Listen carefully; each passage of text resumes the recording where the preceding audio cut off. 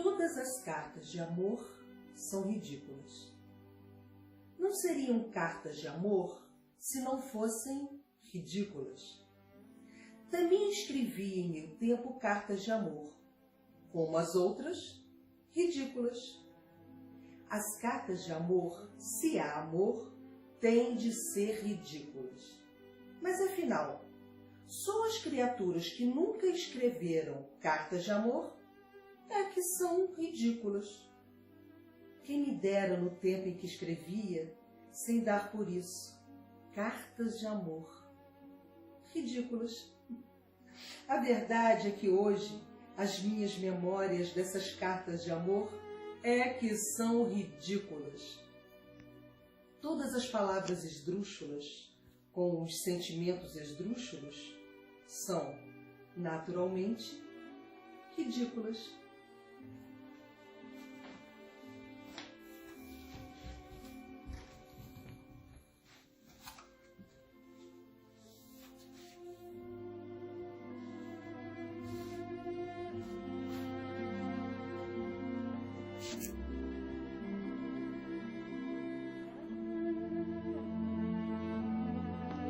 Caldeirão Cultural São Paulo apresenta Cartas de Amor, de Fernando Pessoa e Ofélia Queiroz.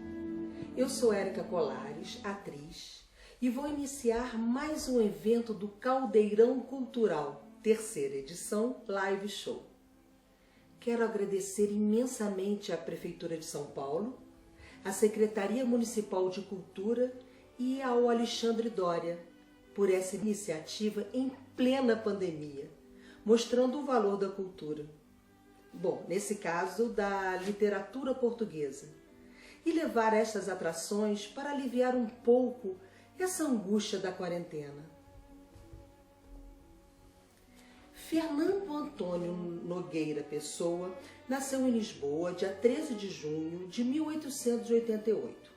Faleceu também em Lisboa, dia 30 de novembro de 1935, com 47 anos de idade. Foi poeta, filósofo, dramaturgo, ensaísta, tradutor, publicitário, astrólogo. Bom, eu nunca pensei que ele fosse astrólogo, né? Foi preparando essa live que eu descobri. Foi também inventor, empresário, correspondente comercial, crítico literário e comentarista político português. Fernando Pessoa é o mais universal poeta português. Ele foi educado na África do Sul, bom, isso eu também não sabia, numa escola católica irlandesa. Por isso chegou a ter mais familiaridade com o idioma inglês do que com o português. Inclusive, seus primeiros poemas são nesse idioma. Fernando Pessoa traduziu várias obras em inglês para o português, como as de Shakespeare e Edgar Allan Poe, e as obras portuguesas de Antônio Boto e Almada Negreiros para o inglês. Enquanto poeta, escreveu sob diversas personalidades, chama-se heterônimos. Seus alter egos eram Ricardo Reis, Álvaro de Campos, Alberto Caeiro. Mas vamos falar de uma história de amor entre Fernando Pessoa e Ofélia Queiroz.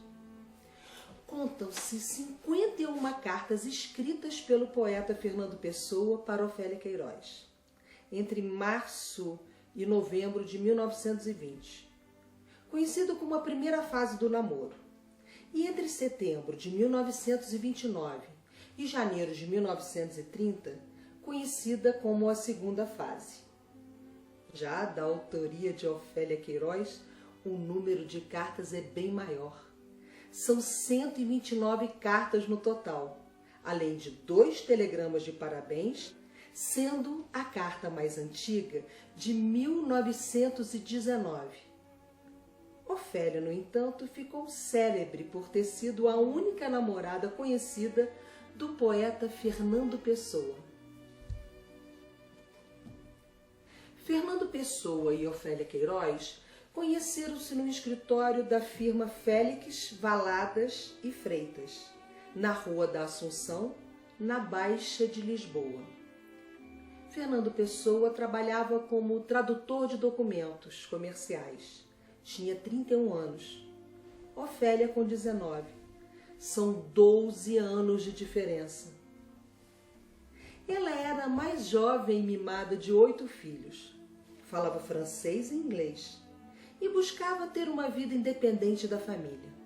Por isso, procurou trabalho como empregada na firma onde trabalhava Fernando Pessoa e foi admitida a trabalhar no final de 1919. A própria Ofélia, muitos anos depois, contou como foi no primeiro dia em que se apresentou para a entrevista. Olhem como Ofélia retrata o encontro.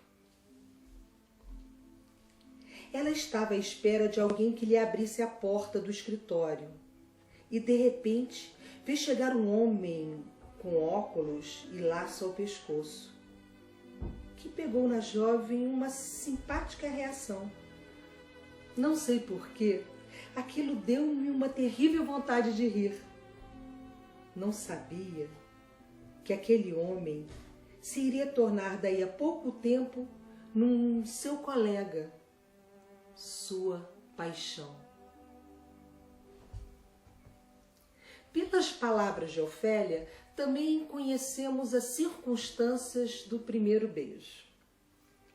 Estávamos em início de 1920 e, de repente, sozinhos no escritório, sem eletricidade, por causa de um problema técnico, os dois tiveram a primeira ocasião de intimidade.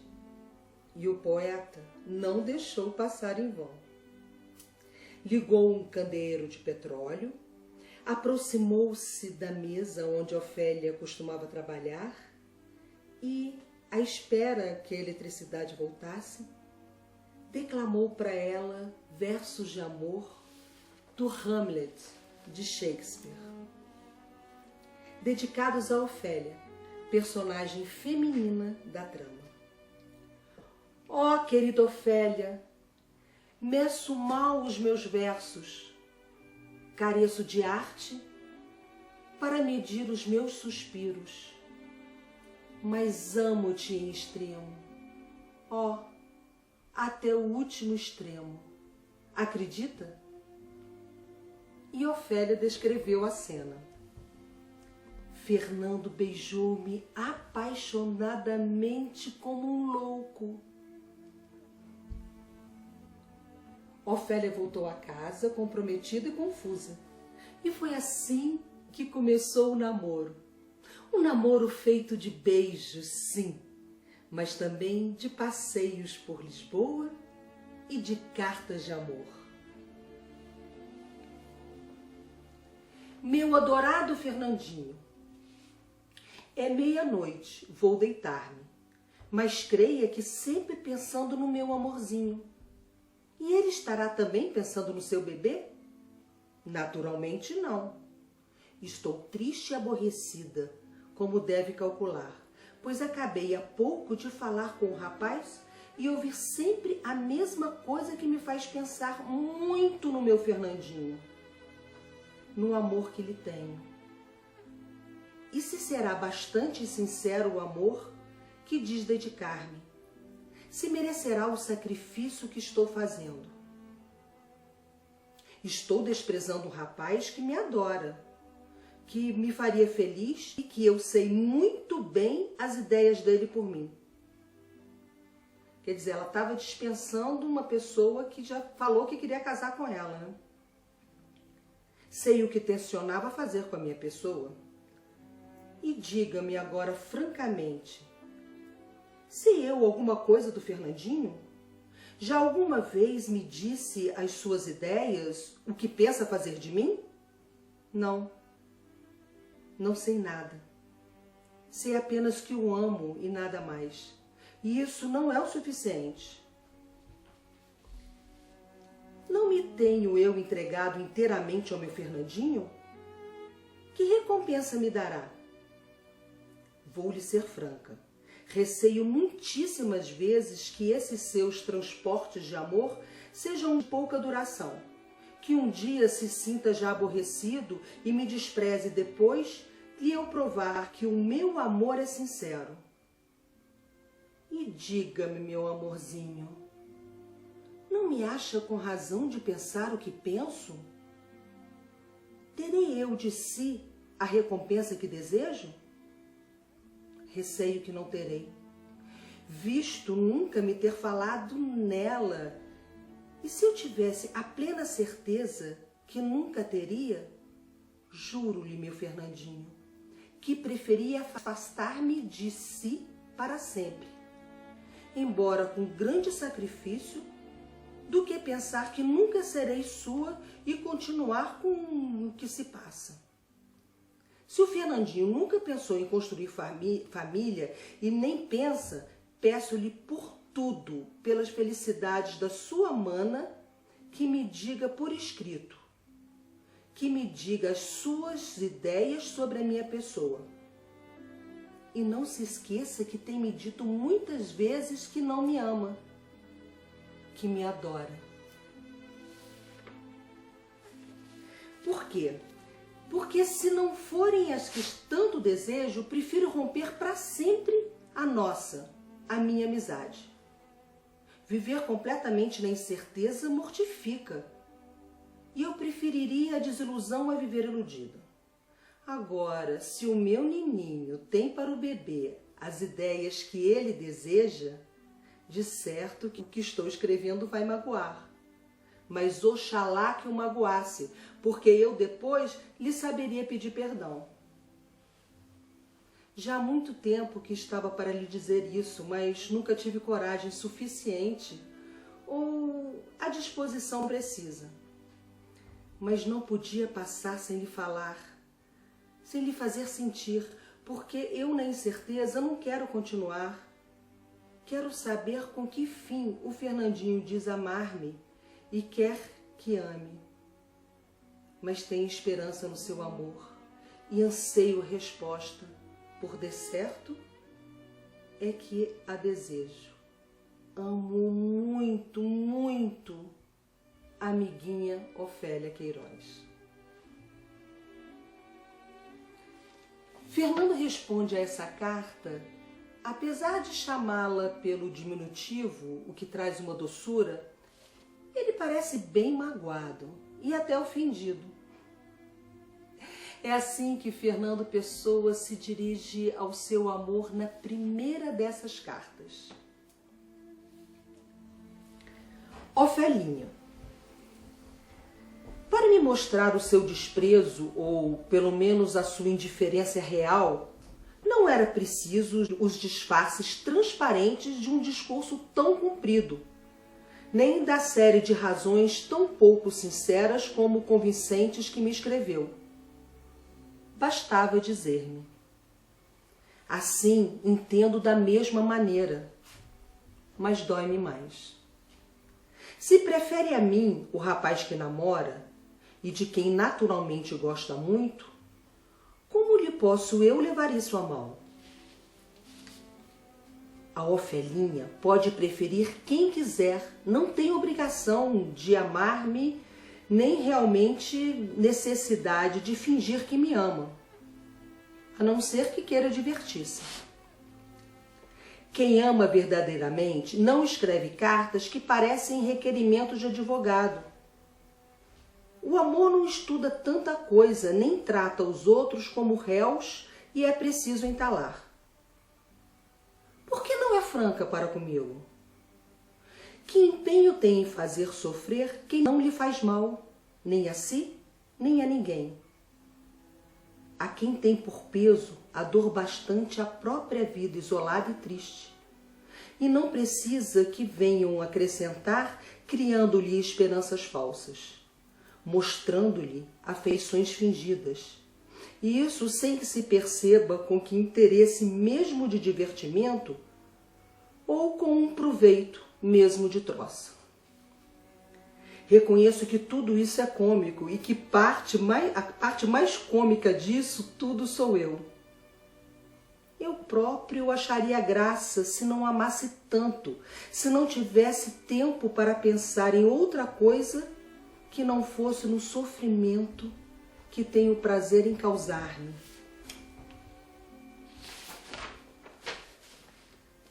sem que eu, a não ser por amá-la, o tenha merecido. E creio bem que amá-la não é razão bastante para o merecer. Enfim, aí fica o documento escrito que pede: reconheça a minha assinatura, o tabelião Eugênio Silva. Aí você observa uma menina de 19 anos sendo cortejada por um verdadeiro poeta. Bom, claro que ela fica apaixonada, né? Então ela conta como se desenvolveu o namoro. Vimos-nos todos os dias no escritório, onde, como já disse, o Fernando ia como correspondente e amigo. Eram só olhares, recados, bilhetinhos, que me atirava em cima da secretária disfarçadamente. E também presentes que eu encontrava dentro da gaveta quando chegava de manhã. Dentre os 43 bilhetes, conservo alguns. Kiss-me. Dê-me um beijinho, sim? Não é nada, bebê ciumento. Logo lhe mostro o que é, etc, etc e etc. Por ser muito pequena e magra, embora os braços e as pernas fossem roliços, tinha uma figura engraçada. E como não me pintava, parecia ainda mais nova do que era realmente. Eu tinha 19 anos quando conheci o Fernando. Fazíamos, portanto, uma diferença de 12 anos. Ele achava-me muita graça, por ternura, tratava-me como bebê, bebezinho, bebê pequenininho. E até me fez alguns versos exatamente a minha figura. Encontrávamos todos os dias e quase sempre mesmo depois de eu ter deixado o escritório, à porta da livraria inglesa na Rua Arsenal, onde o Fernando ia comprar jornais. Além disso, escrevíamos muito. As cartas eram entregues normalmente pelo grumê do escritório, o Osório. Entre março e abril deste ano, deixei o escritório. O Fernando acompanhava-me todos os dias para a casa da minha irmã no Rosário. Pouco tempo depois, mudei novamente de emprego. Fui então para Belém, para uma companhia de material de aviação como tradutora. O Fernando ia me buscar todos os dias, conversávamos durante o trajeto do carro elétrico. Em maio de 1920, o Carres entrou em greve por uns dias e passamos a fazer o percurso de comboio, para que meu pai não soubesse que eu saía com o Fernando. Ele apanhava o comboio no Cais do Sodré e eu em Santos. Assim, conversávamos até Belém. Não digo namorávamos, porque o Fernando não gostava, conforme já contei. Quando acabou a greve, ia buscar-me à tarde, como de costume. E víamos de elétrico para casa, mas como ele achava que o trajeto não era suficientemente longo, dizia a brincar: e se fingíssemos que nós enganávamos e nos metesse num carro para o Poço do Bispo?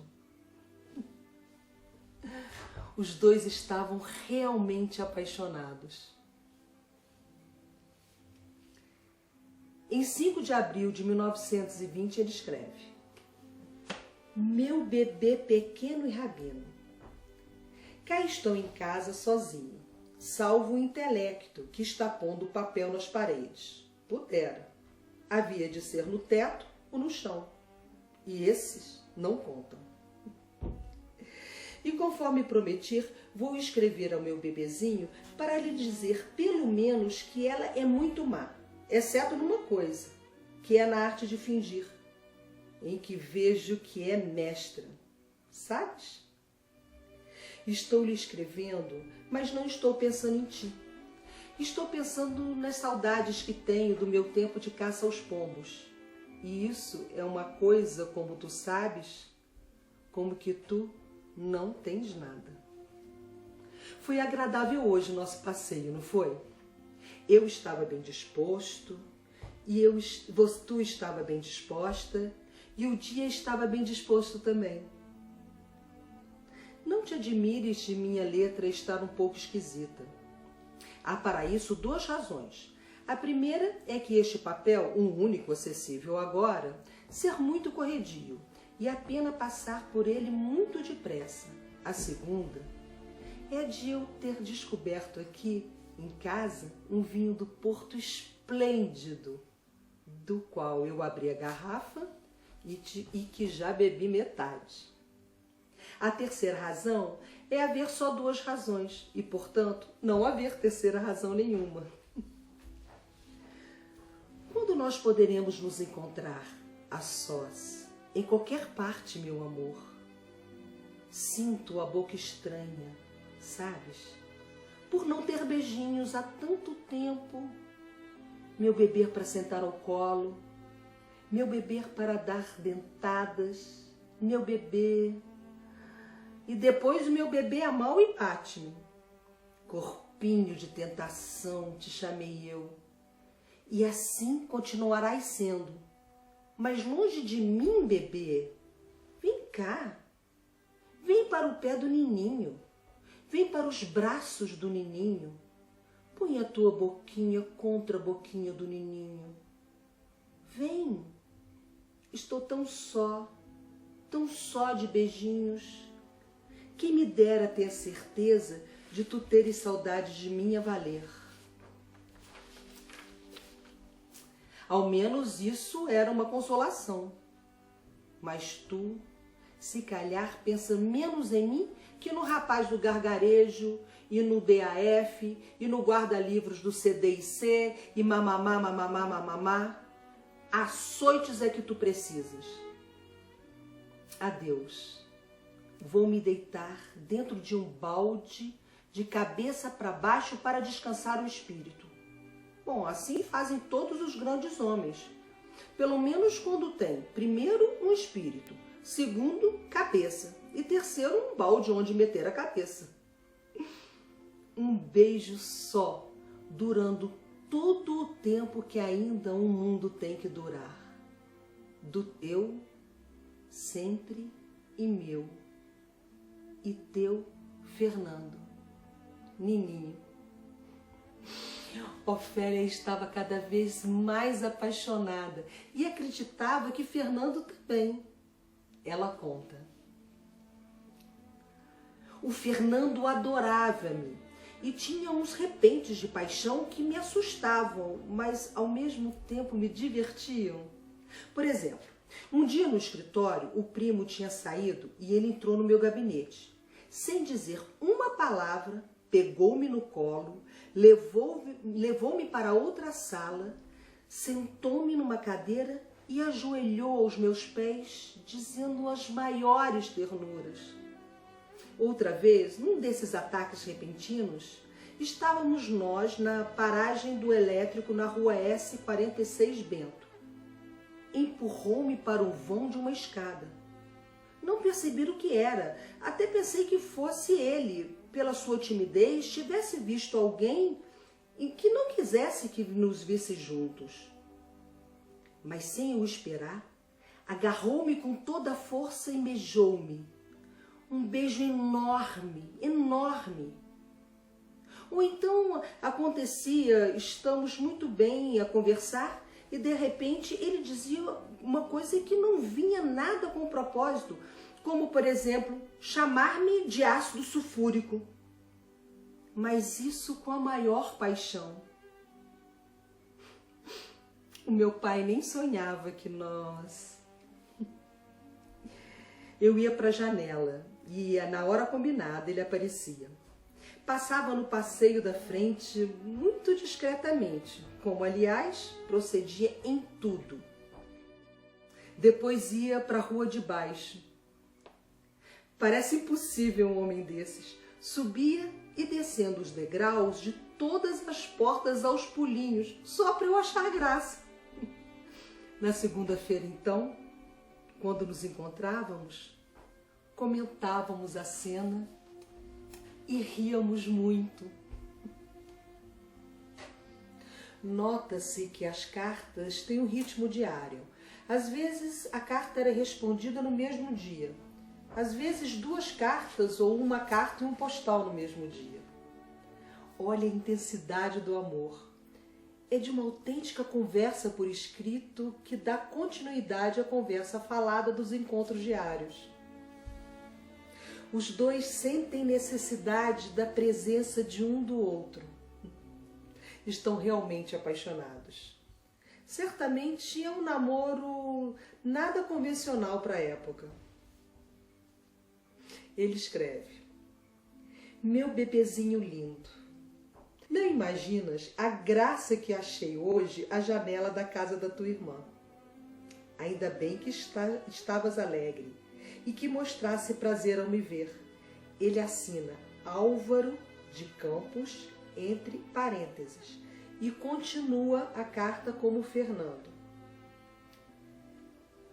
Tendo estado muito triste e, além disso, muito cansado, triste não só por não poder te ver, como também pelas complicações que outras pessoas têm interposto no nosso caminho. Chego a crer que a influência constante, insistente e hábil dessas pessoas, não ralhando contigo, não se opondo de forma evidente, mas trabalhando lentamente sobre o teu espírito, venha a levar-te finalmente a não gostar de mim. Sinto-te já diferente. Já não é mais a mesma que eras no escritório. Não digo que tu própria tenhas dado por conta disso, mas eu dei. Pelo menos julguei dar por isso. Oxalá me tenha enganado. Olha, filhinha, não vejo nada claro no futuro. Quero dizer, não vejo o que vai haver, o que vai ser de nós. E de mais a mais, o teu feitio de cederes a todas as influências da família e de em tudo seres de minha opinião contrária à minha. No escritório eu era mais dócil, mais meiga, mais amorável.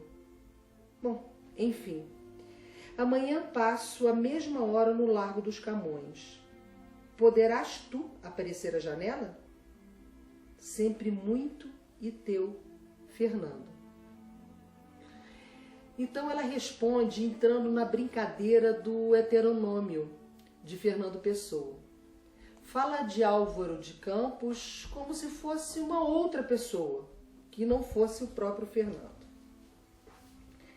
Meu nininho adorado, não tornes a dizer que me sente já diferente. Por amor a Deus, Fernandinho. Tenha pena de mim, que sou para o meu nininho sempre, sempre a mesma. Enganaste, mas completamente mesmo. Quando me escreves outra carta, escreve de forma que não me entristeça e não queiras o Álvaro de Campos ao pé de ti. Tenho-lhe uma amizade. No dia 29 de abril de 1920, o Fernando escreve a ela: meu bebê mauzinho, e muito. Recebi ontem no aparato as tuas cartinhas, de 25 e 27. Uma de manhã e outra à tarde. Também passei o dia de ontem sem receber carta tua. E muito desconsolado por isso. Ontem não houve meio de te escrever. Estou escrevendo hoje, dia 29, às 7h30 da manhã. Acabo de me levantar e estou aproveitando este sossego para escrever. Então, o meu bebê tem estado triste? O nininho também tem estado. E o nininho não gostou ontem de quando passou ter dado espetáculo por estar em várias pessoas. Não me opus a reparar quem eram. A outra janela, a janela da esquina. Apenas reparei que essas pessoas estavam a seguir os meus movimentos. Por essa razão, embora tencione passar hoje ao meio-dia como de costume, É possível que o faça só pelo passeio do lado da casa da sua irmã. Não tenho esquecido o retrato, mas tive sempre uma certa embirração por tirar retratos. Bom, em todo caso, tirá-lo-ei. Talvez meus irmãos mesmos o tirem. Hei de ver se posso passar hoje, os dias seguintes, mais uma vez no largo. Bom, não sei que horas, porém, e peço-te que não vai estovar o que tenhas que fazer, só por estar à janela ou ao pé da janela. Teria muita alegria em ver cada vez que passasse, mas não desejaria que interrompesse o seu trabalho para isso. Adeus, bebê pequenino. Muitos beijinhos do teu, muito teu, Fernando. Então temos neste namoro duas fases bem marcantes, muito diferentes e desiguais também. Na primeira fase, as cartas de Fernando Pessoa apresentam uma contenção e serenidade por oposição a uma Ofélia muito jovem, ingênua, algo atrevido nos seus arroubos de ternura e na verbalização erótica. Na segunda fase, temos um Fernando Pessoa menos transparente e talvez menos sincero nos seus protestos amorosos, por vezes perversos na forma que deixa Ofélia iludida. As aparições cada vez mais insistentes da figura fictícia do antipático Álvaro de Campos, para o desespero de Ofélia, é apenas um sintoma de que algo se desgasta entre eles. O heteronômio ou alter ego de Fernando Pessoa, o Álvaro de Campos, começa a interferir na relação. No dia 13 de maio de 1920, Ofélia escreve deixando claro que quer o afastamento de Álvaro de Campos. Ela não gosta dessa personalidade de Fernando Pessoa. Nininho da minha vida, é meia-noite e vou deitar-me muito bem disposta, porque o meu querido Nininho, hoje, vinha muito lindo. Assim é que ele devia vir sempre. Quando tu está bonzinho para o bebê, que não dizes e fazes maldade. Fico tão contente e alegre que pareço outra. Agora, quando não apareces ou se apareces, mas vindo o patife do Álvaro de Campos, ai, meu filho, que doença me mete no corpo, que nervosismo. Amanhã Deus queira que possas ir também assim cedinho, a hora de hoje. Vai meter-se no carro cedinho, lindo do meu amor bebezinho? Hoje quando vinhas bonzinho, porque o maroto do senhor Álvaro de Campos ainda chegou a entrar no carro, mas demorou pouco, felizmente. A minha vontade era comer-te com beijos, Fernandinho. Às vezes apetece-me tanto dar-lhe tantos beijos, mas não posso, e faz-me pena e saudade do tempo que lhes dei. Ele começa a esquivar-se. No dia 15 de outubro de 1920, ele escreve: Bebezinho, tem mais de milhares, tem milhões de razões para estar zangada, irritada e ofendida comigo. Mas a culpa mal tem sido minha, tem sido daquele destino que acaba de me condenar o cérebro, não direi definitivamente, mas pelo menos um estado que exige um tratamento cuidado, como não sei se poderia ter. Ele começa a dizer que está ficando maluco e vai ter que se afastar dela. Tenciono ir para a casa de saúde para o mês que vem, para ver se encontro ali um certo tratamento que me permita resistir à onda negra que está caindo sobre o meu espírito. Não sei o resultado do tratamento, isto é, não antevejo bem qual possa ser. Nunca esperes por mim. E se te aparecer, será de manhã, quando vais para o escritório no Poço Povo. Não te preocupes, afinal o que foi? Trocaram-me pelo Álvaro de Campos. Sempre muito teu Fernando. Ela escreve para ele no dia 27 de novembro de 1920. Fernando, já há 4 dias que não me aparece e nem ao menos se digna em me escrever. Sempre a mesma forma de proceder. Vejo que não faço nada de si, porque compreendo perfeitamente que é para me aborrecer que assim procede, e que me terá mesmo chamado parva algumas vezes. Como o Fernando não tem motivos para acabar, procede então de forma que procede. Pois bem, eu assim não estou resolvida a continuar. Não sou o seu ideal. Compreendo claramente, unicamente, o que lastimo é que só quase no fim do ano que o senhor tenha compreendido. Porque se gostasse de mim, não procedia como procede. Pois não teria coragem. Os feitios contrafazem-se. O essencial é gostar-se. Esta a sua vontade feita. Desejo-lhe felicidade. Ofélia. É de certo modo um sinal mais de uma separação inevitável. Por isso, as escassas cartas de Fernando Pessoa, que passa a preferir o telefone como forma de contato, denunciando o desejo de um compromisso menos formal e comprometedor, ou mesmo de um não compromisso, respondem às inúmeras e extensas cartas de Ofélia. A vivacidade do seu discurso descuidado transforma-se um pouco a pouco numa tagarelice. Ofélia não sabe o que fazer para preencher um vazio e enganar pateticamente o destino anunciado desde 1920. Ofélia começa a sentir o desprezo. Aos bebês, costuma-se torcer as vontades para não ficarem mal educados, não é?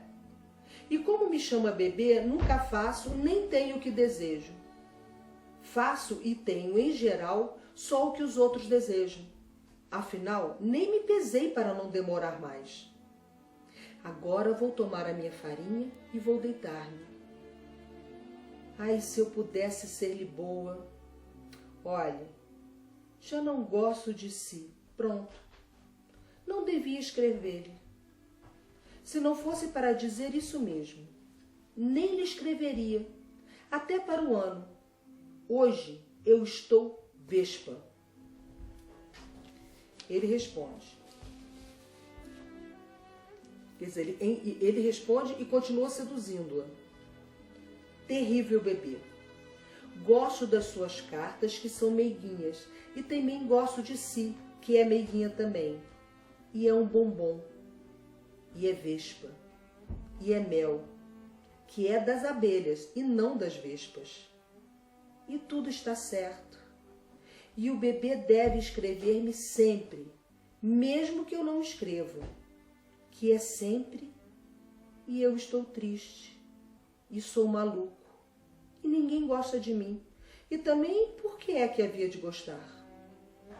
Parece-me que ainda lhe telefono hoje e gostaria de lhe dar um beijo na boca,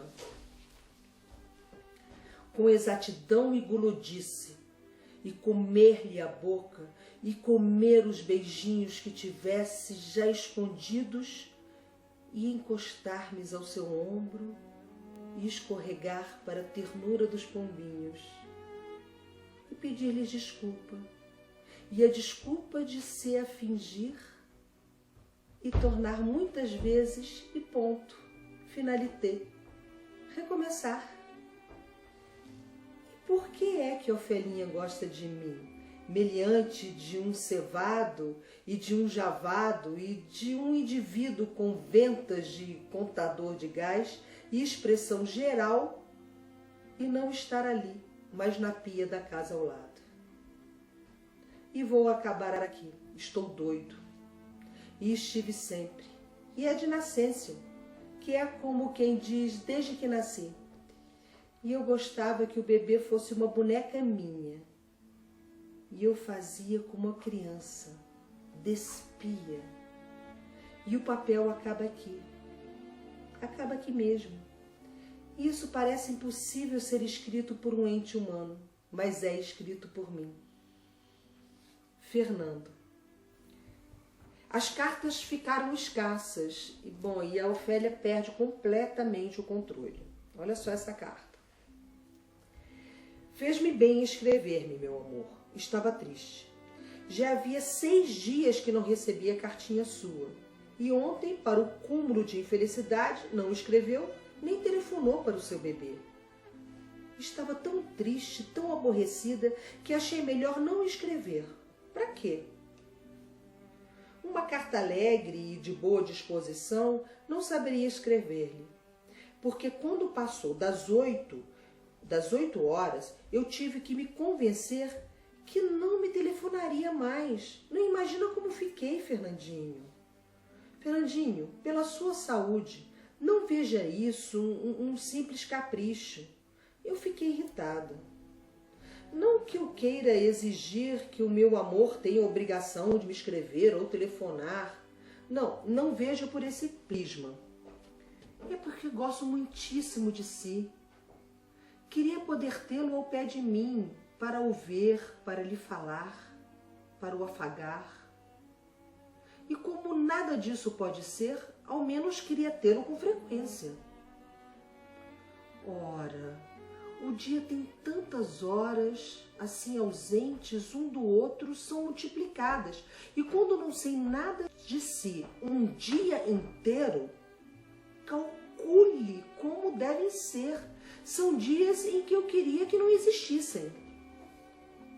E que sobressalto em que ando todo dia. Cada vez que a campainha do telefone toca, o coração dá-me um pulo. Depois, é claro, tenho uma dessas desilusões. Fico nervosa para todo dia. Com a porta é a mesma coisa. Por este andar, arranjo uma doença cardíaca com certeza. Eu não queria ser assim, mas não me posso dominar. Sou de um nervosismo incomparável. Por vezes não sou eu que falo, não sou eu que ando, não sou eu que me governo em mim.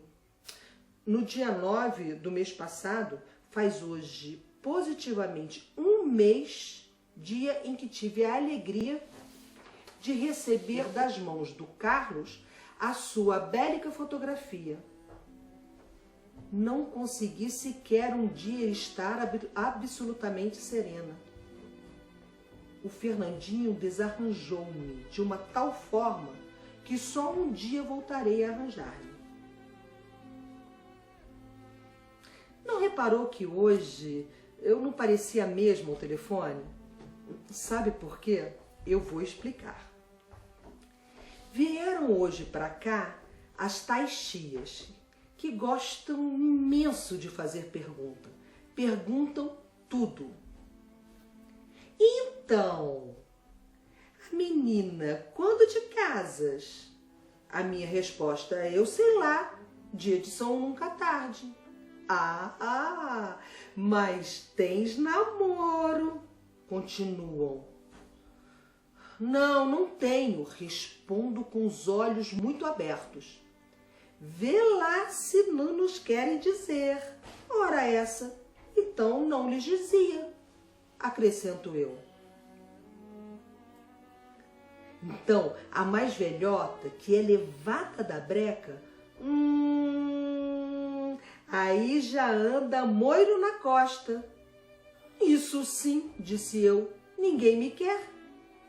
Pois sim, tu é que não queres dizer. Ô tia, então não lhe dizia, com uma vontade de rir por dentro. E passando pouco tempo, toca o telefone. Quando a mais nova ia passar mesmo ao pé do aparelho, atendeu e depois voltou para mim com um certo ar. o teu namorado chama-te.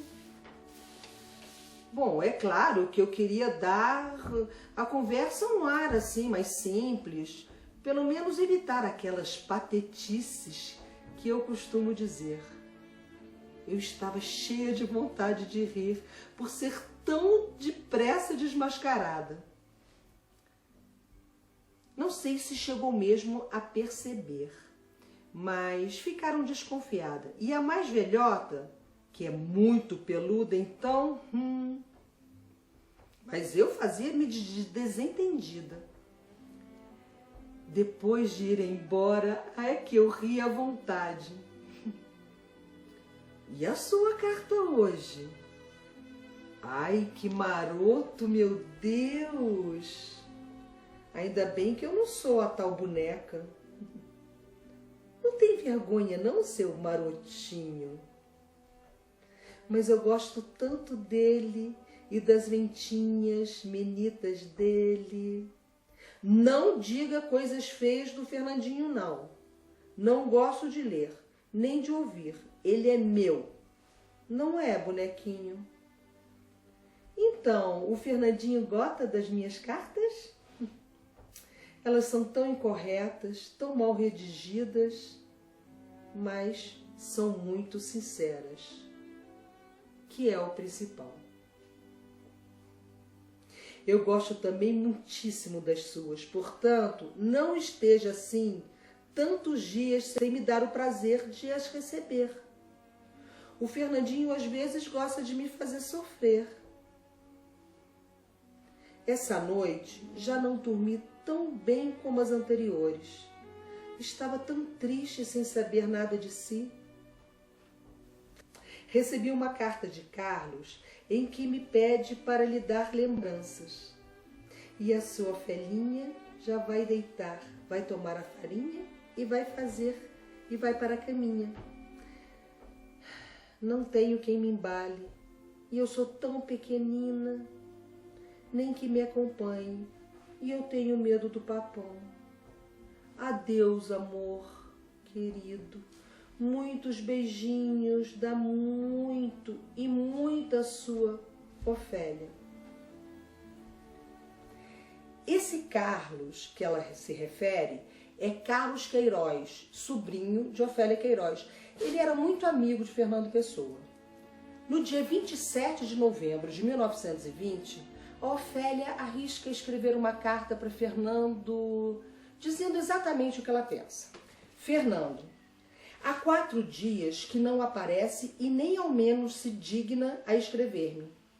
Sempre a mesma forma de proceder.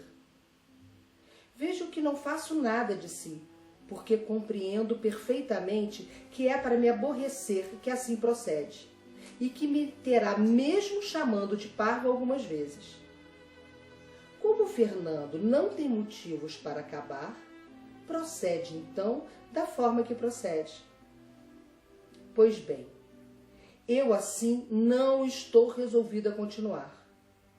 Não sou o seu ideal, compreendo claramente. Unicamente o que lastimo é que só quase no fim de 1 ano que o senhor tenha compreendido. Porque se gostasse de mim, não procedia como procede, pois que não teria coragem. Os feitios contrafazem-se. O essencial é gostar-se. Esta a sua vontade feita. Desejo-lhe felicidade. Ofélia. Mas o entusiasmo de Fernando Pessoa começa a esfriar. A carta de ruptura que o poeta escreve em novembro de 1920, com seriedade e sinceridade, antecipa em muitos anos a afirmação de uma incompatibilidade radical. 29 de novembro de 1920. Ofelinha, agradeço a sua carta. Ela trouxe-me pena e alívio ao mesmo tempo. Pena, porque essas coisas fazem sempre pena. Alívio, porque na verdade a única solução é essa, a não prolongarmos mais uma situação que não tem já a justificação do amor, nem de uma parte, nem de outra.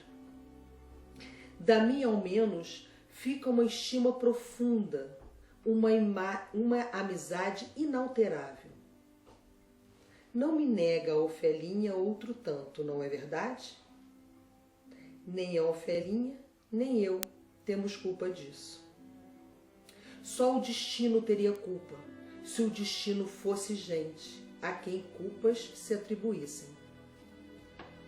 O tempo que envelhece as faces e os cabelos, envelhece também, mas mais depressa ainda, as afeições violentas. A maioria da gente, porque é estúpida, consegue não dar por isso e julga que ainda ama porque contraiu o hábito de se sentir a amar. Se assim não fosse, não havia gente feliz no mundo. As criaturas superiores, porém, são privadas de possibilidades dessa ilusão, porque nem podem crer que o amor dure, nem quando o sentem acabado. Se enganam tomando por ele a estima ou a gratidão que ele deixou. Essas coisas fazem sofrer, mas o sofrimento passa. Se a vida, que é tudo, passa por fim, como não há de passar o amor e a dor, e todas as coisas que não são mais que partes da vida? Na sua carta é injusta para comigo, mas compreendo e desculpo. De certo escreveu com irritação, talvez mesmo com mágoa, mas a maioria da gente, homens ou mulheres, escreveriam, no caso, num tom ainda mais acerbo e em termos ainda mais injustos. Mas a Ofelinha tem um feitio ótimo e mesmo a sua irritação não consegue ter maldade. Quando casar, se não tiver a felicidade que merece, por certo que não será sua culpa. Quanto a mim, o amor passou, mas conservo-lhe uma afeição inalterada e não esquecerei nunca, nunca, creia, nem a sua figurinha engraçada e os seus modos de pequenina, nem a sua ternura, e a sua dedicação e a sua índole amorável. Pode ser que me engane e que essas qualidades que lhe atribui fossem uma ilusão minha. Não sei o que quer que lhe devolva, cartas ou mais. Bom, eu prefiro não devolver nada e conservar suas cartinhas como memória viva de um passado morto, como todos os passados, como alguma coisa de comovente numa vida, como a minha, em que o progresso nos anos é par do progresso na infelicidade e na desilusão. Peço que não faça como a gente vulgar, que é sempre reles, que não me volte a cara quando passe por si, nem tenha de mim uma recordação em que entre o rancor. Ficamos um perante ao outro como dois conhecidos desde a infância, que se amaram um pouco quando meninos e, embora na vida adulta, sigam outras afeições e outros caminhos. Conservam sempre um escaninho na alma, a memória profunda do seu amor antigo e inútil. Que isso é de outras afeições e de outros caminhos. É consigo, Ofelinha, e não comigo. O meu destino pertence a outra lei, de cuja existência a Ofelinha nem sabe, e está subordinada cada vez mais à obediência de mestres que não permitem nem perdoam. Não é necessário que me compreenda isso. Basta que me conserve com carinho na sua lembrança, como eu, inalteradamente, conservarei a minha. Fernando. Ela responde 2 dias depois, no dia 1º de dezembro de 1920. Fernando, é ainda debaixo da impressão dolorosa em que me deixou a leitura da sua carta que lhe envio essas palavras. Os meus receios e as minhas crenças íntimas não me tinham enganado. Vejo que estava afeiçoando-me a um deles antes que brincam de afeição pura.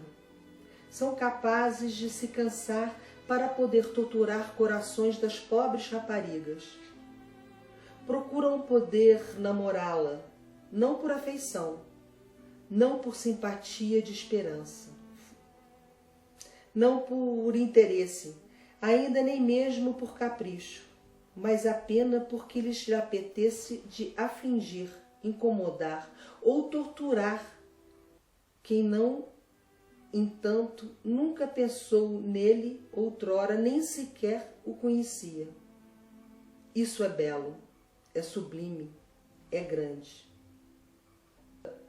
Pelo que respeita às minhas cartas, poderá guardá-las como deseja, embora elas sejam demasiado simples.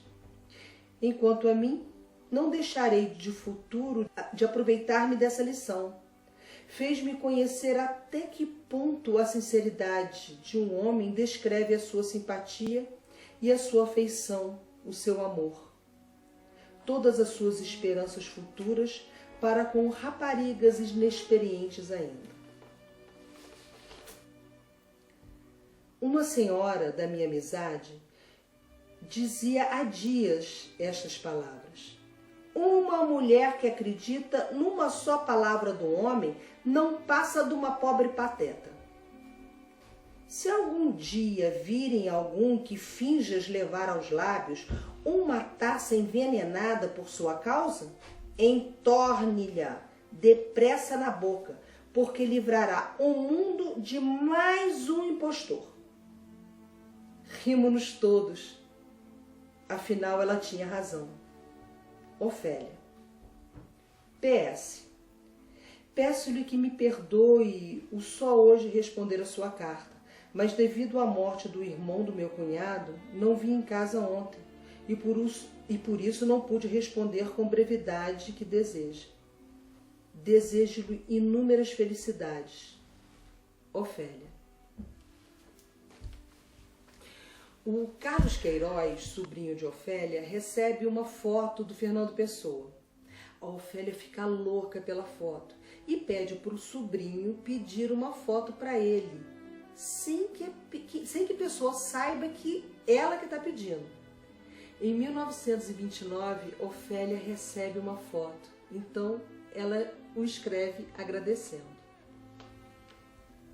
9 de setembro de 1929, a Ofélia escreve, agradecendo a fotografia.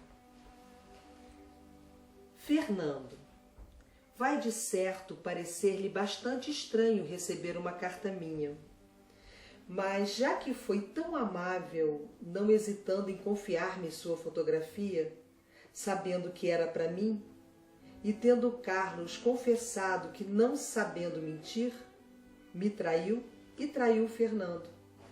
Porque o combinado era pedir-lhe a fotografia sem dizer para quem era. E creio que o combinado com Fernando era não me dizer que lhe tinha dito que era para mim. Enfim, com tanta combinação, tinha por força de dar asneira. Asneira essa que só resultou em benefício para a minha pessoa. Primeiro, porque alcancei uma coisa que tanto desejava e tanto prazer me dá. Segundo, porque me encorajou a escrever-lhe para lhe agradecer de todo o coração a sua interessante fotografia. Não tem vergonha? Também, se o Carlos não conseguisse que o Fernando lhe desse, estava condenado a ficar sem a dele, com a dedicatória e tudo, porque eu já tinha jurado roubar-lhe. Assim, gostei muito mais por ter vindo propriamente das suas mãos, com o destino à minha pessoa, embora da parte do Fernandinho sem prazer algum. Adeus, Fernandinho. Se quiser dar-me a alegria de receber notícias suas, pode fazê-lo na Praça Dom João Câmara, que é onde tenho estado ultimamente. Subscreve-se muito grata, Ofélia. E ele responde a carta. Ofelinha, gostei do coração da sua carta e realmente não vejo que a fotografia de qualquer meliante, ainda que esse meliante seja irmão gêmeo que não tenho, forme motivo para agradecimentos. Então, uma sombra bêbada ocupa o lugar nas lembranças? Ao meu exílio, que sou eu mesmo, a sua carta chegou como uma alegria lá em casa. E sou eu que tenho que agradecer, pequenina. Já agora uso a ocasião, peço-lhe desculpa de 3 coisas que são a mesma coisa de que não tive culpa. Por 3 vezes a encontrei e não a cumprimentei, porque não a vi bem. Uma vez, foi já há muito tempo na rua do outro e à noite. E a Ofelinha com um rapaz que supus ser seu noivo ou namorado, mas realmente não sei se era o que era justo que fosse. As outras 2 foram recentes, e no carro em que ambos seguiam no sentido que acaba na estrela. Via uma das vezes só de soslaio, e os desgraçados que usam óculos, soslaios perfeitos. Outra coisa. Não é nada. Nada. Doce Fernando. O namoro foi bem mais duradouro do que acreditamos. Foi entre dezembro de 1920 e setembro de 1929. Fernando Pessoa e Ofélia Queiroz se comunicaram desde 1919, ano em que se conheceram, até 1935, ano em que o poeta faleceu. Foram 24 anos de cartas e muita paixão. Com a morte, Ofélia perde a esperança de ter uma relação com Pessoa. E 3 anos após a morte dele, em 1938, Ofélia se casa com o teatrólogo Augusto Soares. Espero que tenham gostado de ter contribuído com a cultura do Brasil. Esse foi mais um evento do Caldeirão Cultural, 3ª edição Live Show. Um grande agradecimento à Prefeitura de São Paulo, à Secretaria Municipal de Cultura e ao Alexandre Doria por essa belíssima iniciativa em plena pandemia. Fique em casa e, se tiver que sair, siga as orientações dos profissionais de saúde. Vai passar. Boa noite a todos.